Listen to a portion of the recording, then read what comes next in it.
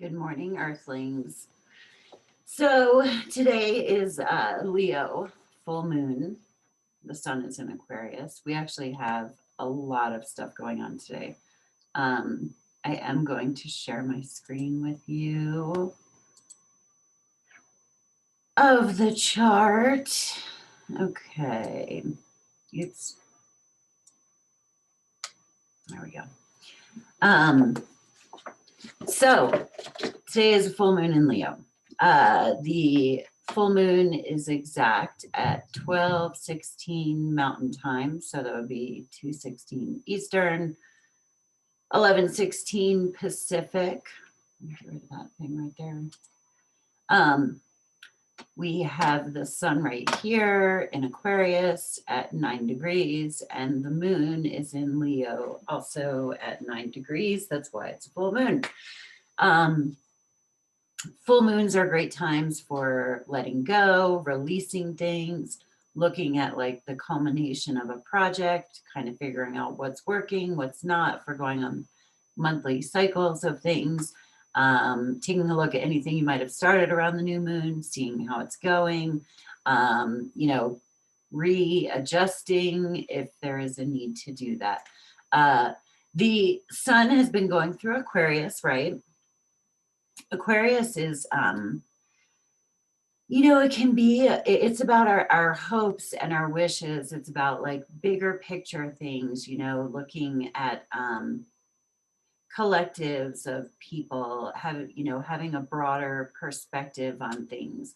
I always joke that Aquarius people are kind of like aliens, right?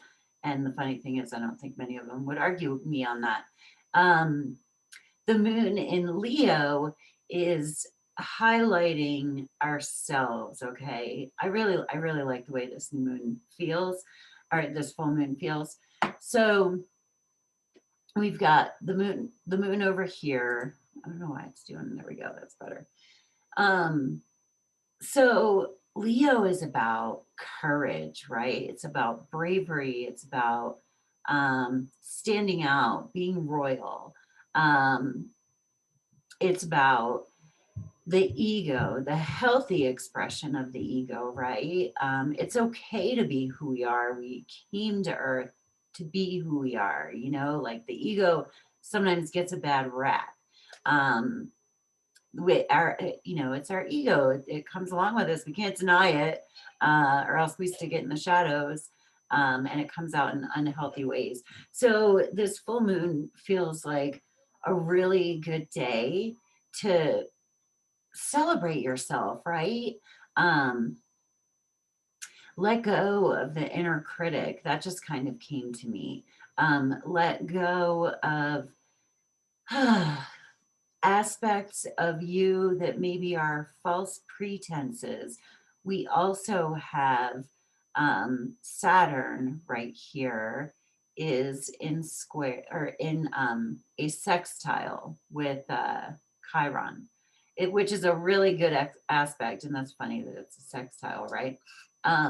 So Saturn is at 4 degrees of Aquarius, and Chiron, which represents our insecurities and our wounds, and it's the wounded healer who we try to heal in others what we want to heal in ourselves, right?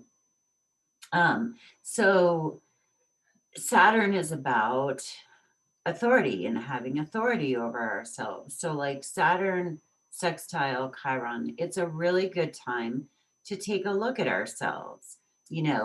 How do I create my own problems? Okay.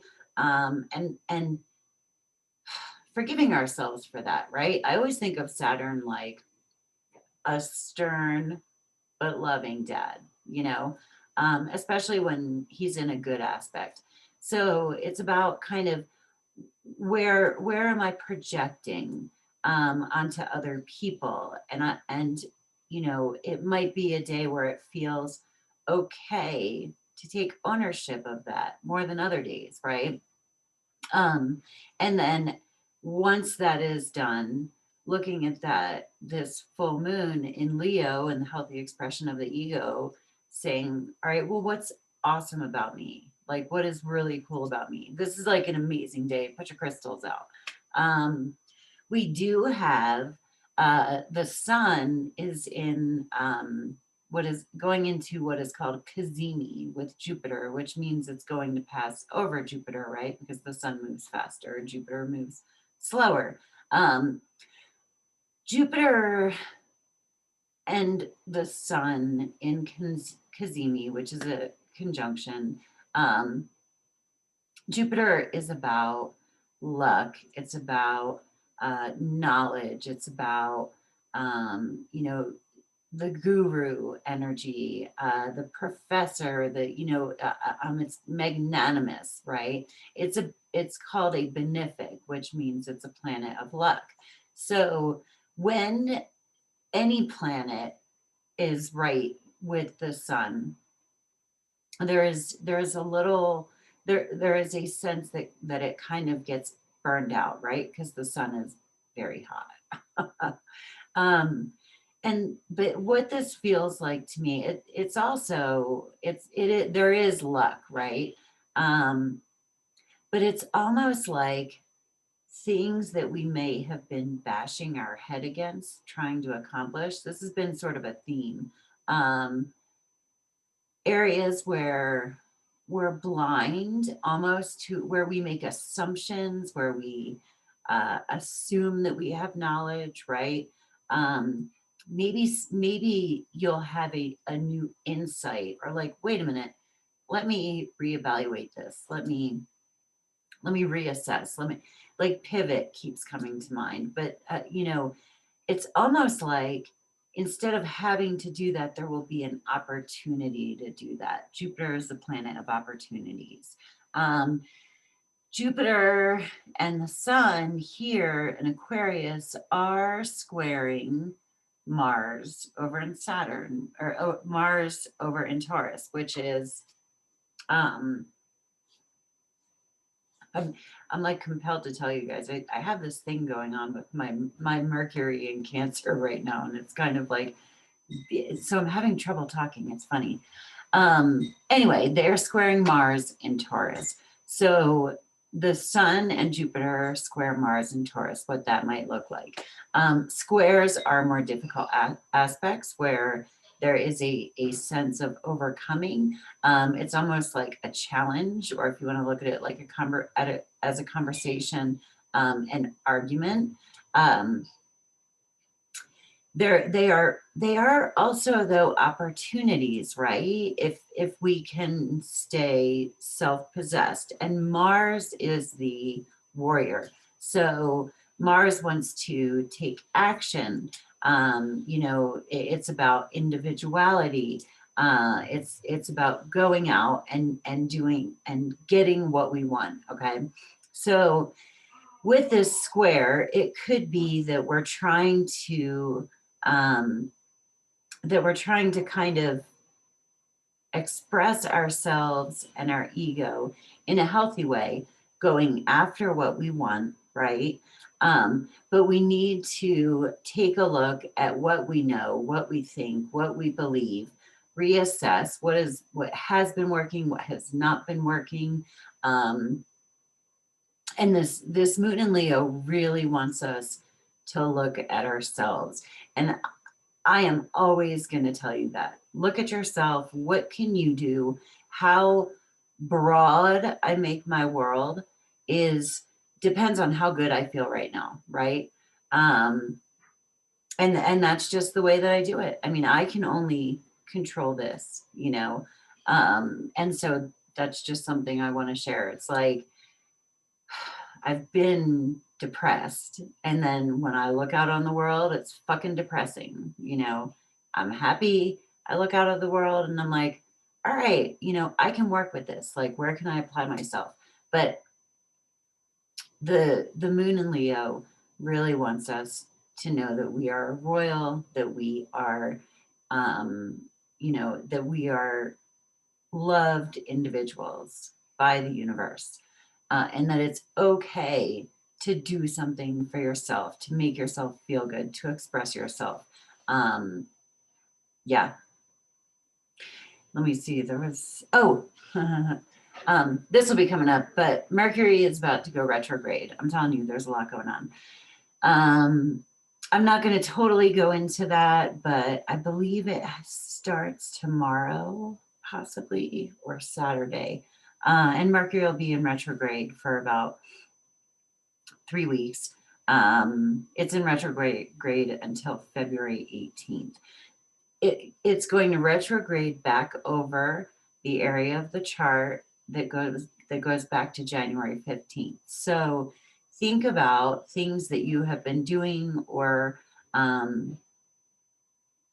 situations that have culminated. Basically, anything going back from now until January 15th may be revisited, and changed and reassessed. So if you've done any contracts or signed any agreements or anything like that, I don't think Mercury retrogrades are really that awful, right? It's just a time of reevaluation. If you've started anything, that's fine. If you've already agreed to start a process in a retrograde, that's fine. Pieces may be revisited or something like that. Retrogrades are not all that terrible. I think if we think they're terrible, then we manifest that, right? Anyway, let me pull a card. I'm going to do tarot. Just see what comes up for today. Let's see. I just want to make sure I covered everything I wanted to cover. So, okay.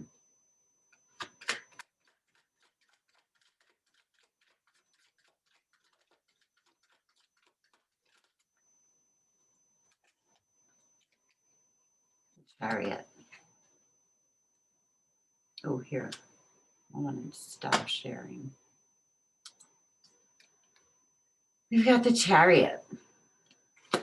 And the Chariot is about things moving quickly, right? It's about embracing non-duality. It's about moving forward, even though there may be wild energies at play.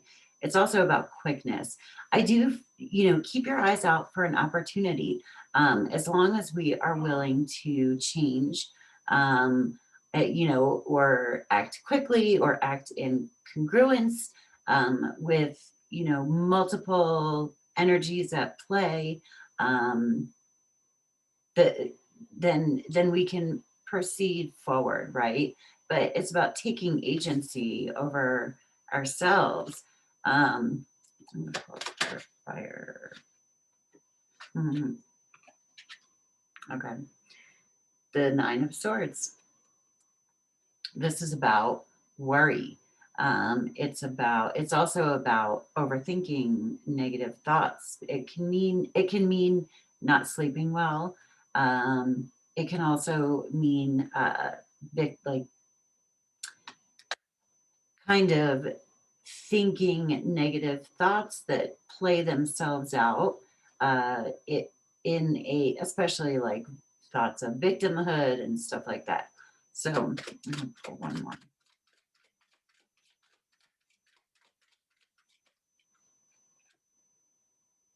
Page of Swords. I feel like, okay, I think I know what this is getting at. Start with new thoughts, right? The pages are youthful energy, so it's kind of a new beginning. The swords are about communication, our thinking, mentality, and stuff like that. It's air energy. So we need to stop with this worry energy and start thinking new thoughts. Another thing that came up for me on this is teamwork. You have the Black Sphinx and the White Sphinx. It's like opposing forces can come together. We can harness, the dark and the light inside of us, and move forward. I want to pull one more. So we're going to do a spiritual advice for the day.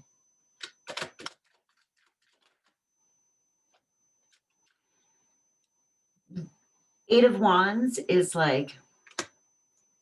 nothing is set in stone, right? Okay, so with this Sun Jupiter thing, you might think you have everything planned out, okay? And it might not happen. Everything is still in the air. This is nothing is known yet card. Lots of things are going on. A lot of the wands are like action, you know, also messages going back and forth. There might be a different ending to a story that you think you know the ending to, right? So just be mindful and look for opportunities that arise that may be beneficial. Don't have your blinders on, you know. I want to pull one more because that seems inconclusive, which I think was the point of it, right? But yeah, the Knight of Pentacles. The Knight of Pentacles, okay, so he is slow, he's methodical. He doesn't necessarily, he's the hardest working card in the deck. So it's like, keep applying yourself, keep working. Things may start to move much more quickly with a change coming in, okay? So if a change comes in, don't do this. Don't be like, oh, I thought I had this all figured out, but it is spin out, spin out, spin out. Do this. Like, okay, here goes. This could be good. This might be good. I don't know. This moon feels really good though. Anyway, love you. Peace. Namaste. Have a great day here on Earth.